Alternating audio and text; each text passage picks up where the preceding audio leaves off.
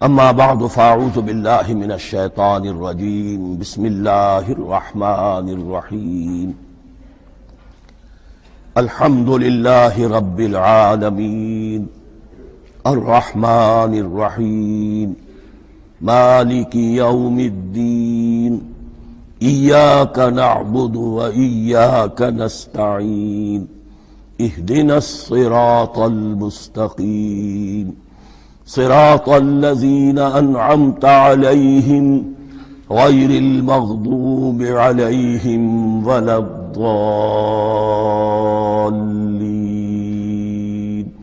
آمين رب اشرح لي صدري ويسر لي أمري واحلل عقدة من لساني يفقهوا قولي اللهم ربنا ألهمنا رشدنا وأعذنا من شرور أنفسنا اللهم أرنا الحق حقا وارزقنا اتباعه وأرنا الباطل باطلا وارزقنا اجتنابه اللهم ربنا يسر لنا أمورنا كلها وأتمم لنا بالخير وتقبل منا فإنك خير المتقبلين آمین یا رب العالمین۔ معزز حاضرین اور محترم خواتین، ہم اللہ کے نام سے اس سال کی نماز تراویح کے ساتھ دورہ ترجمہ قرآن کا آغاز کر رہے ہیں۔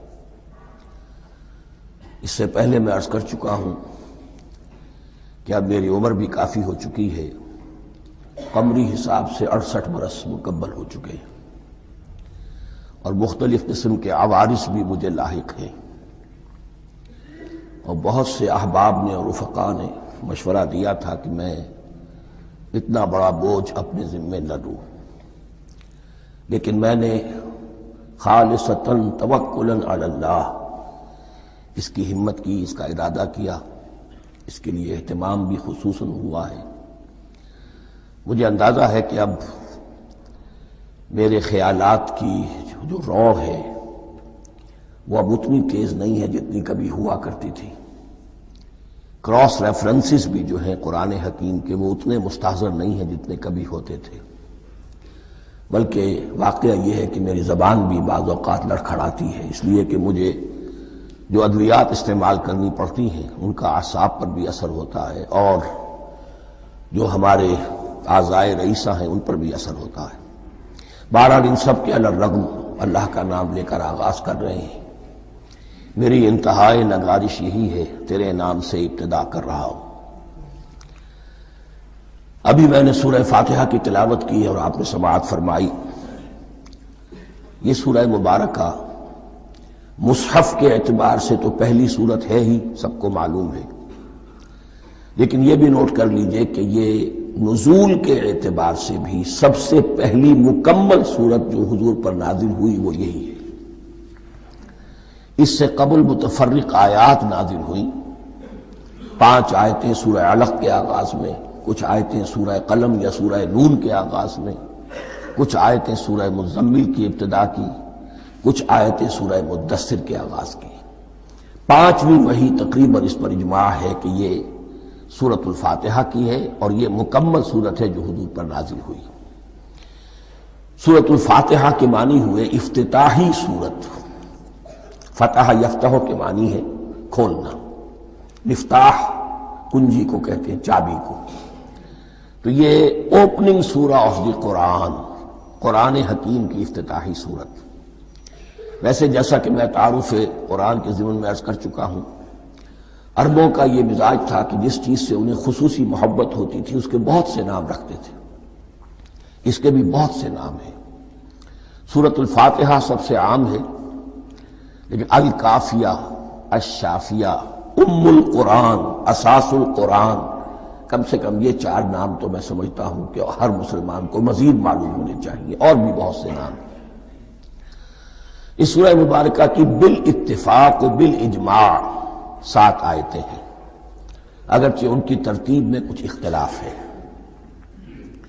ایک رائے، یہ رائے امام شافعی کی بھی ہے اور بصرہ کے جو قراء تھے ان کی بھی ہے، کہ آیت بسم اللہ بھی سورہ فاتحہ میں شامل ہے، اس کا جز ہے، وہ اس کو شامل کر کے پھر 7 آیتیں بناتے ہیں، تو آخری جنہیں ہم دو آیتیں سمجھتے ہیں، صراط الذین انعمت علیہم غیر المغضوب علیہم ولا الضالین، وہ ان کے نزدیک ایک آیت ہے۔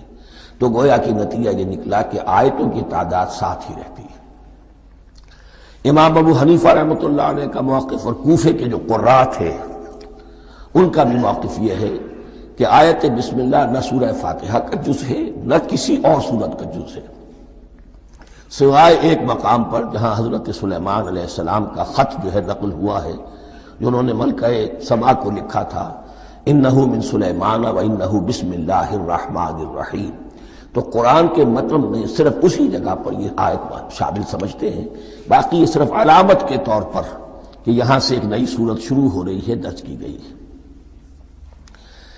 اس سورہ مبارکہ کو الصلاح قرار دیا گیا ایک حدیث میں، اس کا جو اسلوب ہے وہ دعا کا ہے، اور دعا کے ساتھ اس کی جو مناسبت ہے اور پھر اسی کی وجہ سے ہماری نماز کا یہ جزو لا ینفک بنا دیا گیا، بلکہ ایک حدیث جو میں آپ کو سناؤں گا اس میں اسی کو نماز قرار دیا گیا، الصلاح یہی ہے۔ ویسے وہ حدیث مبارک موجود ہے، من لم یقرأ بفاتحۃ الکتاب لا صلاۃ لمن لم یقرأ بفاتحۃ الکتاب، جو شخص سورہ فاتحہ کی تلاوت نہیں کرتا اس کی کوئی نماز نہیں۔ اس کے حوالے سے بھی ہمارے ہاں دو مسلک ہیں، ذکر صرف اس لیے کر رہا ہوں کہ آپ کے علم میں ہو، ان میں کوئی بنیادی فرق نہیں ہے، کسی بھی ایک رائے کا انسان قائل اور حامل ہو سکتا ہے بغیر اس کے کہ دوسرے کو بالکل غلط قرار دے، بلکہ یہ کہ اس کے لیے بھی گنجائش اپنے ذہن میں اور اپنے دل میں رکھے۔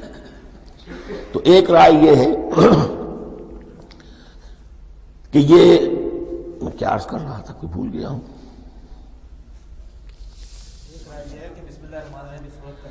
جی، اور دوسری آیت یہ ہے کہ اس کا حصہ نہیں ہے، اسی اعتبار سے یہ کہ یہ سورہ مبارکہ نماز میں پڑھی جانی ضروری ہے، لا صلاۃ لمن لم یقرأ بفاتحۃ الکتاب۔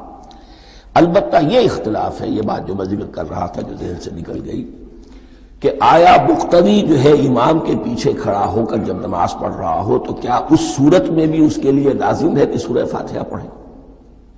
اس میں دو رائے ہو گئی، بلکہ تین۔ ایک رائے انتہائی ہے اور وہ فقہ حنفی کی طرف منسوب ہے کہ اگر آپ امام کے پیچھے مقتدی کی حیثیت سے نماز پڑھ رہے ہیں تو کسی بھی رکعت میں آپ سورہ فاتحہ نہیں پڑھیں گے۔ ایک دوسری بالکل برعکس رائے ہے، وہ امام شافعی رحمۃ اللہ علیہ کی ہے کہ ہر حالت میں چاہے امام جہری رکعت پڑھا رہا ہو جس میں وہ بلند آواز سے سورہ فاتحہ پڑھ رہا ہو، اور چاہے وہ سری رکعت ہو، ہر حالت میں مقتدی کو بھی پڑھنی ہے۔ ایک تیسری رائے بین بین ہے، وہ امام مالک کی ہے رحمۃ اللہ علیہ، کہ جو سری رکعت ہے جس میں کہ امام بھی خاموشی سے پڑھ رہا ہے مقتدیوں کو بھی پڑھنی چاہیے، جو جہری رکعت ہے جس میں کہ امام بلند آواز سے پڑھ رہا ہے اس میں مقتدیوں کو خاموش رہ کر پوری توجہ جو ہے سننے پر صرف کر دینی چاہیے۔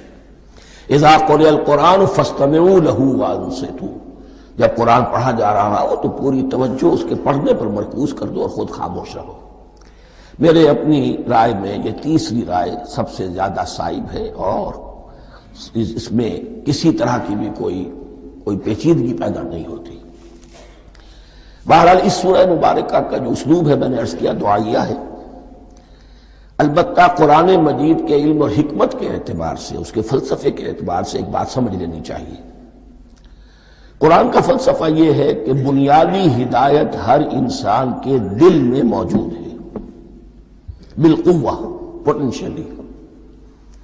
یہ جو قرآن مجید یا اللہ کی کتابیں نازل ہوتی ہیں یہ انہیں ایکٹیویٹ کرتی ہیں، وہ اندر کی جو ڈورمنٹ کانشسنس ہے، خابیدہ شعور جو ہے اسے بیدار کر کے، اور پھر یہ کہ اسے اجاگر کرتی ہیں۔ ہر سلیم الفطرت انسان اور سلیم العقل انسان، دو سلامتی شرط ہیں۔ سلیم الفطرت، نیچر پرورٹڈ نہ ہو، فطرت مسخ نہ ہو گئی ہو، عقل سلیم ہو، ان دونوں چیزوں کا نتیجہ یہ نکلتا ہے کہ وہ انسان از خود، بغیر کسی وحی کی رہنمائی کے، بغیر کسی نبی کی تعلیم کے سے استفادہ کیے ہوئے از خود بھی کچھ حقائق تک پہنچ جاتا ہے۔ اور وہ حقائق کیا ہے؟ نمبر ایک یہ کہ اس کائنات کا ایک خالق ہے اور وہ ایک ہے، اور وہ تمام صفات کمال سے متصف ہے۔ نمبر 2 یہ کہ انسان کی زندگی صرف یہ زندگی نہیں ہے، بلکہ ایک اور زندگی ہے کہ جس میں اس زندگی کے اعمال کے نتائج برآمد ہوں گے۔ یہ 2 باتیں، اس کی زیادہ وضاحت کے ساتھ جو ہے اس کا تذکرہ آئے گا سورہ لقمان میں، جہاں حضرت لقمان کی شخصیت کا تذکرہ ہے۔ لیکن یہاں صرف یہ بات سمجھ لیجئے کہ قرآن کا فلسفہ یہ ہے کہ ہر انسان میں، ہر فرد نوع بشر میں جو اپنی ولادت کے وقت مسلم ہوتا ہے، حضور کی حدیث ہے کل مولود یولد علی الفطرہ ابواہ یحودانہ او ینصرانہ او یمجسانہ، ہر بچہ نوع انسانی کا فطرت اسلام پر پیدا ہوتا ہے، وہ فطرت کے اندر وہ ہدایت ودیت ہے۔ اب اگر وہ فطرت بس نہیں ہوئی اور عقل جو ہے وہ صحیح رخ پر کام کر رہی ہے تو ان 2 حقائق تک وہ انسان خود پہنچ جائے گا۔ لیکن ان دونوں حقائق تک پہنچنے کے بعد اب وہ دست بستہ دعا کرے گا کہ اے رب اب مزید ہدایت تو مجھے عطا فرما۔ ایک تو یہ کہ میں کیا کروں کیا نہ کروں، میری عقل اس میں ٹھوکر کھا سکتی ہے، میں کسی اچھی چیز کو بری سمجھ سکتا ہوں، کسی بری کو اچھی سمجھ سکتا ہوں، تو مجھے صحیح راستہ، صحیح راہ ہدایت پر چلا۔ یہ دعا ہے جو انسان کرتا ہے جبکہ وہ ایمان باللہ اور ایمان بالآخرہ تک خود پہنچ چکا ہوتا ہے، اور یہ سمجھتا ہے کہ صحیح زندگی کا رخ یہی ہے کہ جس رب کو میں نے پہچانا ہے کہ وہ اس کائنات کا خالق ہے اور مالک ہے اور رب ہے، میں اس کی بندگی کروں، اس کی اطاعت کروں، اس کا حکم مانوں، اس کے راستے پر چلوں۔ لیکن وہ راستہ کون سا ہے؟ اس کے لیے پھر دست بدعا ہوتا ہے کہ پروردگار تو میری رہنمائی فرما۔ یہ مقام ہے کہ جہاں آپ سمجھ لیجئے اپنے آپ کو بھی آج اس جگہ پر تصور کرتے ہوئے پھر اس سورہ مبارکہ کو پڑھیے کہ آپ اس مقام پر اللہ کے فضل و کرم سے پہنچ چکے ہیں کہ اللہ کو آپ نے پہچان لیا اور اس کی توحید کو جان لیا، اس کی جملہ صفات کمال سے آپ واقف ہو گئے۔ آپ یہ بھی جان گئے کہ بڑھ کر اس کے حضور میں حاضر ہونا ہے اور وہ حساب کتاب لے گا۔ پھر آپ نے یہ عہد بھی کر لیا کہ اب زندگی گزارنی ہے اس رب کی بندگی میں، اسی کی فرما برداری میں۔ اب یہاں کھڑے ہو کر آپ پوچھتے ہیں کہ اللہ مجھے وہ تفصیلی ہدایت عطا فرما، ایسا نہ ہو کہ کبھی میں کسی راستے پر چلتا ہوا کسی پگڈنڈی پر مڑ جاؤں اور وہ تھوڑی سی جو ڈیوییشن ہو میرے راستے کی وہ میری عاقبت کو برباد کر دے۔ یک لحظہ غافل گشتم و 100 سال راہم دور شد، اس لیے کہ ہوتا یہی ہے سیدھے راستے سے ذرا سی کوئی پگڈنڈی جو ہے تھوڑے سے اینگل پر نکلی ہے، لیکن جب چلتے جائیں گے آپ تو جتنے آگے بڑھیں گے اس پر، اس راہ صراط مستقیم سے آپ اتنے ہی زیادہ دور ہوتے چلے جائیں گے۔ یہ ہے قرآن مجید کی حکمت اور فلسفے کے اعتبار سے اس سورہ مبارکہ کا مقام۔ اب آئیے ہم بسم اللہ کرتے ہیں۔ بسم اللہ الرحمن الرحیم، شروع کرتا ہوں میں اللہ کے نام سے جو رحمان اور رحیم ہے۔ اس پر کچھ گفتگو ہو چکی ہے تعارف قرآن کے ضمن میں کہ رحمان اور رحیم 2 نام ہیں کہ جو رحمت کے مادے سے نکلتے ہیں۔ رحمان میں اللہ تعالیٰ کی رحمت کا جوش ہے، جانی کیفیت، طوفانی کیفیت، اور رحیم میں اللہ تعالیٰ کی رحمت کا دوام اور تسلسل۔ یہ دونوں کیفیات اللہ کی رحمت میں بیک وقت موجود ہیں، جس کا ہم تصور نہیں کر سکتے۔ ہم سمندر کو دیکھتے ہیں، متلاطم سمندر ہے، اس میں ہیجان ہے، طوفان ہے۔ دریا کو دیکھتے ہیں کہ وہ سکون کے ساتھ چل رہا ہے، خاموشی سے چل رہا ہے، بہہ رہا ہے، بس تسلسل کے ساتھ بہہ رہا ہے۔ ہم ان دونوں کیفیات کو علیحدہ علیحدہ دیکھتے ہیں تو ہمارا ذہن ان دونوں کو بیک وقت اس کا تصور نہیں کر سکتا، تخیل ممکن نہیں۔ لیکن اللہ کی رحمت کی یہ دونوں شانیں مستقلاً ہر وقت موجود ہیں بیک وقت، اسی لیے ان دونوں کے درمیان کہیں حرف عطف نہیں آئے گا۔ بسم اللہ الرحمن الرحیم، الحمدللہ رب العالمین۔ کل حمد، اور حمد کو ذہن میں رکھ لیجئے، حمد مساوی ہے تعریف جمع شکر۔ عام طور پر ترجموں میں ایک لفظ لایا جاتا ہے، کل تعریف اللہ کے لیے، یہ کافی نہیں ہے۔ تعریف آپ کسی شے کی کر سکتے ہیں جس میں کوئی حسن ہے، خوبی ہے، کسی بھی اعتبار سے، خواہ آپ کو اس کے حسن و خوبی سے کوئی فائدہ حاصل نہیں ہو رہا۔ ایک پھول ہے، بہت خوبصورت ہے، بس ٹھیک ہے، خوبصورت ہے، آپ نے کہا، تعریف کر دی۔ شکر کرتے ہیں آپ اس شے کا جس سے آپ کو کوئی فائدہ پہنچا ہو، استفادہ ہوا ہو، آپ کی کوئی ضرورت پوری ہوئی ہو، آپ کی کوئی مشکل رفع ہوئی ہو۔ اور آپ دیکھیں گے کہ حمد میں یہ شکر کا پہلو غالب ہے۔ جتنی بھی دعائیں ہیں حضور سے منقول، شکر کے مقام پر وہاں حمد آتا ہے۔ بھوک لگی ہوئی تھی، کھانا کھایا، الحمدللہ الذی اطعمنی وسقانی۔ اب یہاں دیکھیے ترجمہ، تعریف نہیں، شکر ہے اس اللہ کا جس نے مجھے کھلایا اور پلایا۔ آپ بیت الخلاء سے باہر آئے، نجاستیں آپ سے دور ہو گئی، طبیعت میں انشراح ہوا، الحمدللہ الذی اذھب عنی الاذی وعافانی۔ وہ شکر ہے اس اللہ کا جس نے اذیت بخش چیزیں مجھ سے دور کر دیں اور مجھے عافیت بخشی۔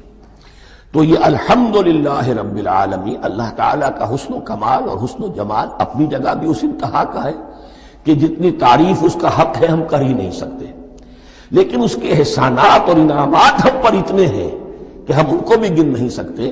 لہذا ایک ہی احصاء ہم نے کر دیا الف لام کے ساتھ، الحمدللہ رب العالمین۔ تمام تعریفیں اور کل شکر اللہ کے لیے ہیں کہ جو تمام جہانوں کا پروردگار ہے، رب ہے، مالک ہے۔ رب میں ایک مفہوم ہوتا ہے ربوبیت کا، اور اس میں مفہوم شامل ہوتا ہے تربیت کا، ربیانی صغیرہ۔ تو مالک ہونا اور تربیت دینا، آپ جس شے کے مالک ہوں گے آپ چاہیں گے اس میں بڑھوتری ہو، اس میں اضافہ ہو، وہ نشو و نما پائے۔ تو یہ دونوں چیزیں آپس میں ایک دوسرے کا جڑی ہوئی ہیں، پروردگار بھی اور مالک بھی۔ عام طور پر عربی میں رب کا لفظ مالک کے لیے آتا ہے، رب البیت، رب الدار، رب المال۔ تو مالک وہاں پر ظاہر بات ہے کہ اس سے مراد کیا ہے، مال والا، گھر والا، گھر کا مالک۔ تو کل شکر اور کل تعریف اس اللہ کے لیے ہے جو تمام جہانوں کا مالک بھی ہے اور پروردگار بھی ہے۔ الرحمن الرحیم، رحمان ہے اور رحیم ہے۔ اب دوبارہ اس کی میں وضاحت نہیں کروں گا۔ مالک یوم الدین، یوم دین کا مختار مطلق ہے۔ دین عربی زبان میں کہتے ہیں بدلے کو، دناہم کما دانو، کما تدینو تو دانو، یہ کہاوت ہے۔ جیسے اردو میں ہم کہتے ہیں جیسا کرو گے ویسا بھرو گے، کما تدینو تو دانو۔ تو یہ ہے بدلہ، اس کا بنیادی مفہوم جو ہے وہ بدلہ ہے۔ تو بدلے کا ایک دن ہے جس دن فیصلہ ہوگا کہ کون کیا کما کر لایا ہے اور اسے کیا بدلہ ملنا چاہیے۔ آیا اس کا برائیوں کا پلڑا بھاری ہے کہ اسے سزا ملنی چاہیے، یا اس کی حسنات اور نیکیوں کا پلڑا بھاری ہے کہ اسے جزا ملنی چاہیے، اس کا انعام اور اکرام کے ساتھ معاملہ کیا جانا چاہیے۔ وہ ایک دن ہے، اسے ہم یوم القیامہ کہتے ہیں۔ اور لیکن اصل بات جو یہاں کہی گئی، یعنی ایک جملے میں تین باتوں کا اعتراف ہو رہا ہے۔ بعث بعد الموت، ایک دن آئے گا کہ ہم مرنے کے بعد تمام انسان اٹھا لیے جائیں گے، پھر حساب و کتاب، پھر اللہ کے ہاں حاضری ہوگی اور حساب کتاب ہوگا۔ اور تیسرا یہ کہ اس حساب کتاب کے دن کا مختار مطلق اللہ ہے، یعنی کسی اور کو اپنے ذہن میں سہارا بنا کر آپ زندگی گزاریں کہ وہ مجھے چھڑا لے گا، یا وہ ہستی جو ہے اتنی زوردار ہے کہ وہ مجھے بچا لے گی، اس سے اپنے دل کو، اپنے ذہن کو بالکل پاک کر لیجئے۔ مالک یوم الدین، ایک دوسری جگہ پر قرآن میں آیا ہے، اس روز کوئی پکارنے والا پکارے گا، لمن الملک اليوم للہ الواحد القہار، آج کے دن کس کا اختیار مطلق ہے؟ اور پھر کہا جائے گا اللہ کے لیے، الواحد قہار، جو پوری طرح چھایا ہوا ہے، مستولی ہے۔ تو مالک یوم الدین، جو جزا و سزا کے دن کا مالک ہے۔ اب یہاں سے کلام ایک رخ بدل رہا ہے۔ ابھی تک تو یہ غائبانہ انداز میں کلام ہو رہا ہے، اللہ سے خطاب نہیں آیا اس میں ابھی۔ الحمدللہ رب العالمین الرحمن الرحیم مالک یوم الدین۔ اب خطاب ہے، ایاک نعبد و ایاک نستعین، ہم صرف تیری ہی بندگی کرتے ہیں اور کریں گے، اور ہم صرف تجھ ہی سے مدد مانگتے ہیں اور مانگیں گے۔ یہ ترجمہ میں کیوں کر رہا ہوں کہ یہ فعل مضارع ہے۔ عربی زبان میں فعل مضارع حال اور مستقبل دونوں کو کور کرتا ہے۔ ایاک کا جو ہے مفعول فاعلی جو ہے، مفعول جو ہے اس میں ضمیر مفعولی، اسے پہلے لا کر حشر کا مضمون پیدا ہو گیا۔ ہم تیری بندگی کرتے ہیں نہیں، ہم تیری ہی بندگی کرتے ہیں اور کریں گے۔ حال میں ترجمہ کیجئے تو یہ اظہار حال ہے، اور مستقبل میں ترجمہ کیجئے تو یہ ایک عہد ہے، قول و قرار ہے، بہت بڑا معاہدہ ہے۔ وَإِيَّاكَ نَسْتَعِينُ، اور صرف تجھی سے مدد مانگتے ہیں اور مانگیں گے۔ اس میں بھی حال کا ترجمہ اظہار حال، اللہ کرے کہ واقعی ہمارا حال وہی ہو، جب ہم یہ الفاظ کہتے ہیں تو واقعتاً ہم اس پر پورے اتر رہے ہوں کہ اسی کی بندگی کر رہے ہوں اور اسی سے ساری استعانت اور استمداد کر رہے ہیں۔ جہاں تک مستقبل کا تعلق ہے وہ پھر ایک عہد ہے، اہدنا الصراط المستقیم، یہ مقام وہ آ گیا کہ یہاں تک تو اے پروردگار ہم پہنچ گئے، تیرے فضل سے، تیرے کرم سے، فطرت سلیمہ بھی تیری عطا کردہ تھی، عقل سلیم بھی تیری ودیعت کردہ تھی، ان دونوں کی روشنی سے ہم یہاں تک تو پہنچ گئے۔ اب ہماری جو ضرورت ہے، احتیاج ہے، وہ کیا ہے؟ اہدنا الصراط المستقیم، ہدایت بخش ہمیں سیدھے راستے کی۔ یہاں دو باتیں سمجھ لیجئے، انفرادی سطح پر انسان کے لیے نہ معلوم کتنے مرحلے آتے ہیں ہر روز کہ جس میں وہ ایک چھٹک کر کھڑا ہو جاتا ہے، یہ کروں یا یہ کروں، دو آلٹرنیٹو سامنے آ رہے ہیں، فیصلہ کرنا مشکل ہو رہا ہے، قدم قدم پر ہدایت کی ضرورت ہے۔ اور اجتماعی طور پر نوع انسانی تین بڑے بڑے تمدنی مسائل میں واقعہ یہ ہے کہ تسلیم کر لیا جانا چاہیے کہ عقل انسانی اس کو راستہ نہیں دکھا سکتی۔ عام معاشرتی سطح پر مرد اور عورت کے درمیان حقوق اور اختیارات کا کیا توازن ہو، ناممکن ہے، انسان طے نہیں کر سکتا۔ انسان یا مرد ہے یا عورت ہے، عورت سوچے گی اپنے لحاظ، اپنے جذبات کا، اپنے خیالات کا لحاظ رکھے گی، مرد کے جذبات و احساسات کا اسے اس کا کوئی تصور ہی ممکن نہیں۔ مرد سوچے گا اسے اپنے احساسات معلوم ہے، لیکن یہ کہ عورت کے احساسات سے وہ نابلد ہے، ان کو محسوس کر ہی نہیں سکتا، لا محالہ وہ اپنے بارے میں وہ جو بھی نظام بنائے گا اس میں وہ اپنی بالادستی رکھے گا۔ وہ تو ایک ہی ہستی ہو سکتی ہے کہ جو دونوں کی خالق ہے، مرد کی بھی عورت کی بھی، اور اس کو دونوں سے محبت ہے، دونوں کا خیر خواہ ہے، دونوں کا رب ہے، دونوں کو پروان چڑھانا چاہتا ہے۔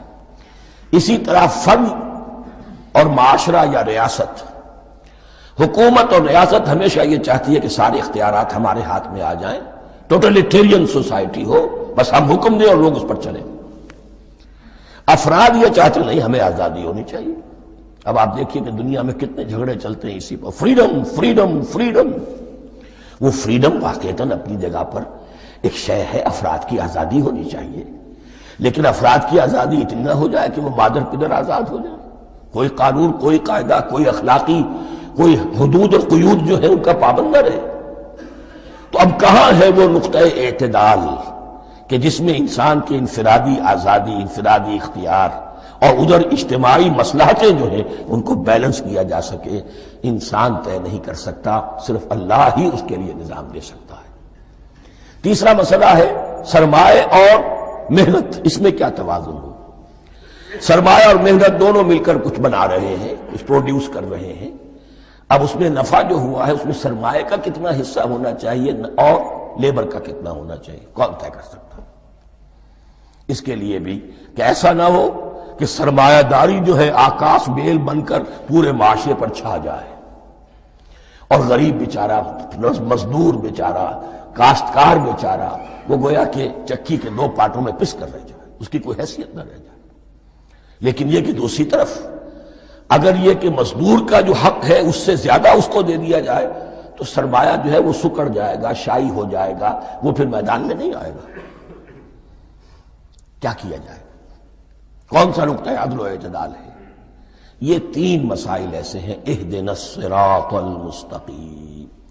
تو یوں سمجھیے کہ ایک جو بنیادی ہدایت تھی، ایک اللہ کو پہچان لینا، یہ جان لینا کہ کل حسن و جمال اور تمام انعام و اکرام کا منبع اس کی ذات ہے، وہ رحمان ہے اور رحیم ہے، اور یہ جان لینا کہ مرنے کے بعد جی اٹھنا ہے، حساب کتاب ہے، فیصلہ ہوگا جزا و سزا کا، اور مختار مطلق اس دن کا اللہ ہے۔ پھر یہ عہد کر لینا ایاک نعبد و ایاک نستعین۔ اس کے بعد دعا، پروردگار ہمیں ہدایت پر قائم رکھ، ہماری ہدایت میں اضافہ فرما۔ اس ہدایت کے لفظ کو سمجھ لیجئے، بنیادی ہدایت، تفصیلی ہدایت، قدم قدم پر ہدایت، ہدایت پر ہدایت۔ والذین اہتدوا زادہم ہدی، جو لوگ ہدایت کے راستے پر آتے ہیں اللہ ان کی ہدایت میں اضافہ کرتا ہے۔ تو یہ قدم قدم پر ہمیں ہدایت کی ضرورت ہے اور مرحلہ وار ضرورت ہے۔ ہدایت اس کو بھی کہتے ہیں کہ کسی نے آپ سے کوئی پتہ پوچھا، آپ نے کہا ادھر جانا، پھر دوسری گلی میں مڑنا، پھر جانا دو تین لائٹیں چلے جانا، پھر مڑنا وغیرہ وغیرہ، یہ بھی ہدایت ہے، نظری طور پر آپ نے بتایا ہے۔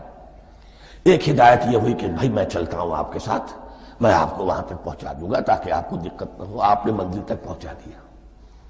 ان دونوں کے درمیان، یہ تو میں نے ایک فرد کی مثال دی ہے، اللہ اور بندے کے درمیان نہ معلوم کتنے مراحل ہیں ہدایت کے۔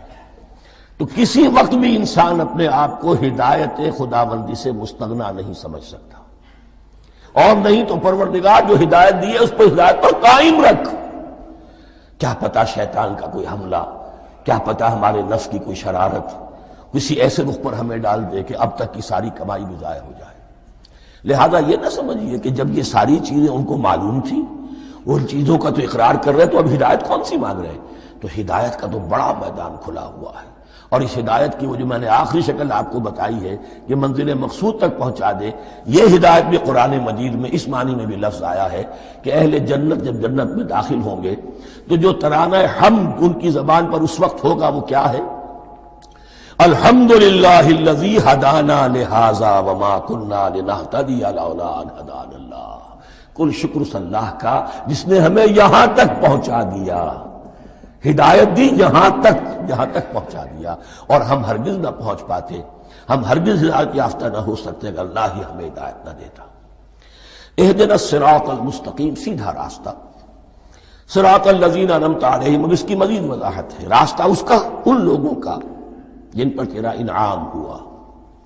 یہ کون لوگ ہیں؟ اس کی وضاحت آپ کو ملے گی سورہ نساء میں، من یطع اللہ والرسول فاولئک مع الذین انعم اللہ علیہم من النبیین والصدیقین والشہداء والصالحین۔ چار طبقات ہیں منعم علیہم جن پر اللہ کا انعام ہوا ہے۔ چوٹی پر انبیاء کرام، اس کے بعد صدیقین کرام، اس کے بعد شہداء عظام، اس کے بعد عام صالح مسلمان، صالح ہو۔ یہ بیس لائن ہے، اس سے اوپر کا درجہ شہداء کا ہے، اس سے اوپر کا درجہ صدیقین کا ہے، اور پھر اس سے اوپر کا درجہ انبیاء کا ہے۔ انبیاء میں سے پھر وہ بھی ہوتے ہیں کہ جو اولو العزم میں من الرسل ہیں، لیکن یہ چار طبقات ہیں، ان کے راستے پر ہمیں چلا۔ غیر المغضوب علیہم ولا الضالین، جو مغضوب علیہم نہیں ہوئے، جن پر تیرا غضب نہیں ہوا، اور غضب ہوتا ہے ان پر کہ جو ہدایت کے واضح ہونے کے بعد ہدایت کو ترک کر دیں، وہ ہے مغضوب علیہم۔ جنہیں ہدایت مل گئی ہو، ہدایت کو پہچان لیا ہو، پھر اپنی شرارت نفس کی وجہ سے، اپنی نفسانیت کی وجہ سے، اپنے تکبر کی وجہ سے، اپنے حسد کی وجہ سے وہ اس حق کو رد کر دیں، اس کو ترک کر دیں، ان پر اللہ کا غضب آتا ہے۔ اور اس میں اس کی بہت بڑی مثال تاریخ کے اعتبار سے یہودی ہیں۔ اللہ نے انہیں ہدایت دی، کتابیں عطا کی، تورات، انجیل، زبور، سینکڑوں نبی ان میں مبعوث کیے، 1400 برس تک نبوت کا تار ٹوٹا ہی نہیں، مسلسل۔ ابتدا میں بھی 2 نبی، موسیٰ اور ہارون، اور اختتام پر بھی 2 نبی، عیسیٰ اور یحییٰ علیہ السلام، اور ان کے مابین کوئی لمحہ نہیں آیا ہے تاریخ بنی اسرائیل میں جبکہ کوئی نہ کوئی نبی موجود نہ ہو۔ لیکن انہوں نے اپنی شرارت نفس کی وجہ سے ہدایت تورات سے بھی منہ موڑا، اور پھر سب سے بڑی بات یہ کہ ہدایت محمدی سے، ہدایت قرآنی سے بھی صلی اللہ علیہ وسلم منہ موڑا، وہ ہے مغضوب علیہم ولا الضالین، اور نہ ہی گمراہ ہوئے۔ یہ لفظ جو آتا ہے عربی زبان میں گمراہ کا بھی ہے اور تلاش حق میں بھٹکنے والے کا بھی ہے۔ ایک وہ شخص ہے جس پر حق ابھی واضح نہیں ہوا، وہ تلاش میں ہے، اس کے لیے بھی ضال کا لفظ آئے گا۔ اسی طرح کوئی شخص کسی کے عشق اور محبت میں ایسا ہو جائے، دیوانہ ہو جائے، اس کو بھی ضال کہتے ہیں، یعنی اس کے اوپر جذبات کا اتنا غلبہ ہو گیا ہے کسی کی محبت اور عشق کی بنا پر۔ تو حضور کے لیے یہ لفظ آیا ہے وَوَجَدَكَ ضَالًّا فَهَدَىٰ، اور یہ تو سورۃ الضحیٰ ہے، اکثر بیشتر لوگوں کو یاد ہوگی۔ تو یہ جو ضلال کا لفظ ہے اس میں سمجھ لیجئے ضروری نہیں ہے کہ وہ گمراہ ہو، بلکہ وہ بھی کہ جو ابھی راہ ہدایت کی طلب میں اس کے حصول کے لیے اس کی تلاش میں کوشاں ہیں، اور وہ بھی کہ جو کسی مغالطے کی وجہ سے حق سے منحرف ہو جائے۔ یہ بھی جان لیجئے کہ ایک ہے بدنیتی، تکبر، حسد، حق کو جان کر پہچان کر رد کر دینا یا چھوڑ دینا یا ترک کر دینا، ایک ہے کسی غلطی میں، کسی جذبات کے اندر آ کر، کسی غلو کے اندر مبتلا ہو کر اور حق سے منحرف ہو جانا۔ اس کی جو سب سے بڑی مثال ہے وہ نصارہ ہے، عیسائی ہے۔ حضرت مسیح کو انہوں نے مانا لیکن غلو کیا، یہ لفظ آئے گا آگے، لا تغلو فی دینکم، اپنے دین میں غلو نہ کرو۔ جیسے ہمارے ہاں بھی بعض لوگ ہیں جو حضور صلی اللہ علیہ وسلم کی تعریف میں، حضور صلی اللہ علیہ وسلم کے ساتھ اپنی محبت کے اظہار میں غلو کر جاتے ہیں۔ یہ انتہا درجے کو ہو گیا تھا حضرت مسیح علیہ السلام کے ماننے والوں میں، اور اس کی بنا پر انہوں نے تثلیث کا عقیدہ ایجاد کر لیا اور حضرت مسیح علیہ السلام کو اللہ کا بیٹا بنا دیا۔ تو اس کی سب سے بڑی مثال ضالین کی اس اعتبار سے کہ ہدایت پانے کے بعد کسی بدنیتی سے نہیں بلکہ کسی اچھے جذبے میں غلو کی وجہ سے، رسول سے محبت کرنا تو اچھا جذبہ ہے لیکن یہ محبت بھی ایک حد میں رہنی چاہیے۔ غلو کرے گی تو ظاہر بات ہے کہ اس کے بعد وہ گمراہی کی طرف لے جائے گی۔ یہ ہے اس سورہ مبارکہ کا ترجمہ، اور اس کے بعد آخر میں آمین کہنا یہ مسنون بھی ہے، کہنا چاہیے۔ البتہ اختلاف یہاں بھی صرف اتنا ہے کہ نماز میں جب آپ امام کے ساتھ ہیں، وہ اگر جہری قرات کر رہا ہے تو آیا اس کے بعد آپ کو بھی بالجہر کہنا ہے آمین یا نہیں کہنا، یہ اختلاف ہے، ان میں کوئی فرق واقع نہیں ہوتا۔ یہ چیز متفق علیہ کہ کہنا ہے آمین، بلکہ یہ آمین تو یہودیوں میں ہے، یہ آمین جو ہے یہ عیسائیوں میں بھی ہے۔ ان کی بھی جو پریئر، لارڈس پریئر ہے، اس کے بعد آمین، وہ آمین کہتے ہیں، وہ فرق، وہ لفظ ایک ہی ہے۔ اس لیے کہ عبرانی زبان اور عربی زبان، یا تو ہم یہ کہہ سکتے ہیں کہ دونوں بہنیں ہیں، کوئی ایک مشترک زبان تھی ان کی ماں جس کی یہ دو بیٹیاں ہیں، اور یا یہ کہنا پڑے گا کہ عربی زبان کی ماں جو ہے وہ عبرانی زبان ہے۔ بہرحال بڑا قریبی رشتہ عربی کا اور عبرانی کا ہے، اس اعتبار سے وہ آمین۔ اب آپ کو معلوم ہے ہم السلام علیکم وہ کہتے ہیں، وہ سلام کہتے ہیں، فرق کیا ہے؟ وہ تو تلفظ کا فرق ہے۔ اسی طریقے سے اور بہت سے الفاظ ہیں، میں بعد میں بتا۔ اب میں اس سورہ مبارکہ کے بارے میں خاص حدیث آپ کو سنانا چاہتا ہوں، اور اسی سے در حقیقت جو امام ابو حنیفہ کا موقف ہے رحمۃ اللہ علیہ، اس کی حقانیت مزید مبرہن ہو جائے گی۔ یعنی کیا کہ آیت بسم اللہ سورہ فاتحہ کا جز نہیں ہے۔ سورہ فاتحہ الحمدللہ رب العالمین سے شروع ہوتی ہے۔ وہ میں آپ کو بتانا بھول گیا کہ جن کے نزدیک یہ سورت کا جز ہے وہ پھر جہری قرات میں بسم اللہ الرحمن بھی بلند آواز سے کہیں گے، اور جن کے نزدیک سورہ فاتحہ کا جز نہیں ہے وہ نہیں کہیں گے، وہ الحمدللہ رب العالمین سے قرات کریں گے۔ تو کوئی فرق نہیں ہے بنیادی۔ یہ حدیث جو ہے یہ مسلم شریف میں ہے اور حدیث قدسی ہے۔ اس کے راوی حضرت ابو ہریرہ ہے رضی اللہ تعالی عنہ، اور اس حدیث نے اس سورت کے مضامین کا نہایت عمدہ تجزیہ کر دیا ہے۔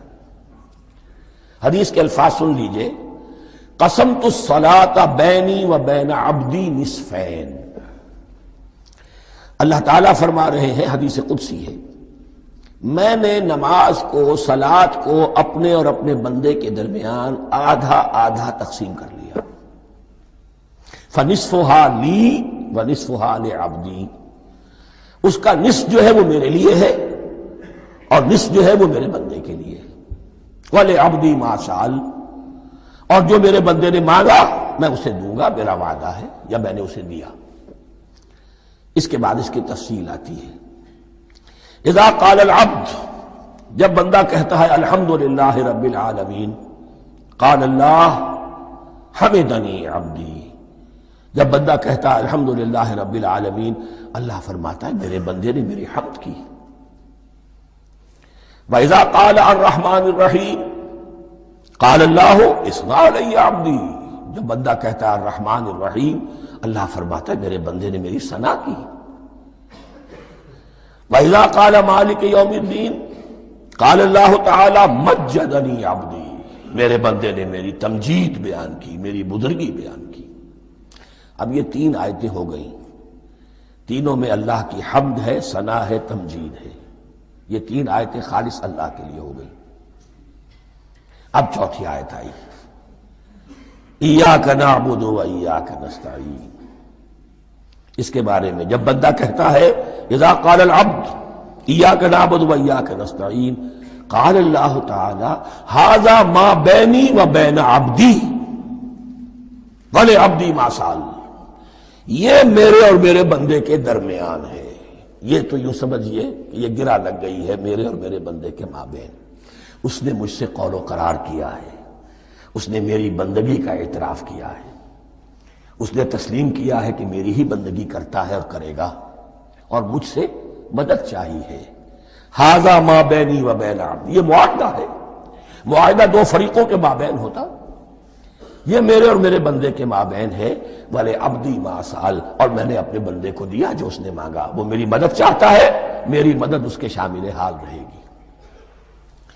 فَإِذَا قَالَ، اور جب بندہ کہتا ہے اهْدِنَا الصِّرَاطَ الْمُسْتَقِيمَ صِرَاطَ الَّذِينَ أَنْعَمْتَ عَلَيْهِمْ غَيْرِ الْمَغْضُوبِ عَلَيْهِمْ وَلَا الضَّالِّينَ، قال اللہ تعالی ھذا لعبدی ولعبدی ما سأل، یہ تین آیتیں یہ میرے بندے کے لیے، اهدنا الصراط المستقیم، اسی صراط مستقیم کی وضاحت ہے مثبت، صراط الذین انعمت علیہم، اسی صراط المستقیم کی وضاحت ہے منفی انداز میں، غیر المغضوب علیہم ولا الضالین، یہ سب میرے بندے کے لیے ہے اور میں نے اپنے بندے کو دیا جو اس نے مانگا۔ اس کو میں نے ایک مرتبہ یہ ترازو کی شکل میں اس کو لکھوایا تھا۔ دیکھیے یہ ایاک نعبد و ایاک نستعین، یہ ہے وہ ترازی کی وہ ڈنڈ، واو جو ہے ایاک نعبد و ایاک نستعین، واو جو ہے گویا کہ وہ مٹھ ہے جس سے کہ ترازو کو پکڑا جاتا ہے۔ ادھر ایک پلڑا ہے جس کی تین آیتیں ہیں، الحمدللہ رب العالمین الرحمن الرحیم مالک یوم الدین۔ اس کا نتیجہ کیا نکلا؟ ایاک نعبد۔ آپ نے شاید یہ سنا بھی ہو، ایک بہت ہی عمدہ قرات کا جو ریکارڈ ہے قاری عبدالباسط عبدالصمد کا، وہ یہیں سے چل کر سورہ فاتحہ کی قرات کر کے ایاک نعبد پر آ کر رکتا ہے، الحمدللہ رب العالمین الرحمن الرحیم مالک یوم الدین ایاک نعبد۔ گویا کہ یہاں یہ صورت بالکل ہاف ہو گئی ہے، تین آیتوں میں اللہ کی حمد ہے، ثنا ہے، تمجید ہے، جس کا نتیجہ ہم تیری ہی بندگی کرتے ہیں، تیری ہی اطاعت کریں گے۔ لیکن اب اس کے بعد سوال ایاک نستعین، اسی کی جو استعانت کیا درکار ہے ہمیں؟ ہدایت۔ ہدایت سب سے بڑی استعانت ہے، ہدایت ہی تو سب سے بڑی مدد ہے۔ اهدنا الصراط المستقیم صراط الذین انعمت علیہم غیر المغضوب علیہم ولا الضالین، یہ ایاک نستعین کے حکم کے ساتھ یہ تین آیتیں آ گئیں، اهدنا الصراط المستقیم صراط الذین انعمت علیہم غیر المغضوب علیہم ولا الضالین، قسمت الصلاة بینی و بین عبدی نصفین فنصفها لی ونصفها لعبدی ولعبدی ما سأل۔ اللہ تعالیٰ اس سورہ فاتحہ کا جو اصل مفہوم ہے وہ بھی ہمارے ذہنوں پر، ہمارے شعور کی سطح پر اسے اجاگر کیے رکھے، ہمیں توفیق دے کہ جب بھی پڑھیں، جب بھی سنیں تو وہ کیفیت اگر ہو جائے، اس لیے کہ ایک حدیث ہے کہ الصلاۃ معراج المومنین، نماز تو اہل ایمان کے حق میں معراج کے درجے میں ہے۔